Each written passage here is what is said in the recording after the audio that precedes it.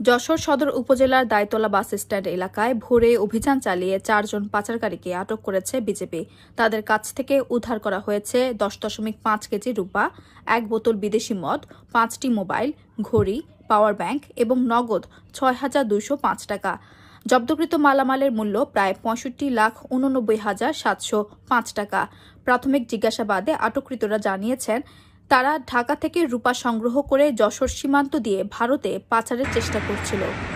BGB জানিয়েছে, অভিযান গোপন সংবাদের ভিত্তিতে ভোরে পরিচালিত হয় এবং পরিস্থিতি বর্তমানে নিয়ন্ত্রণে রয়েছে।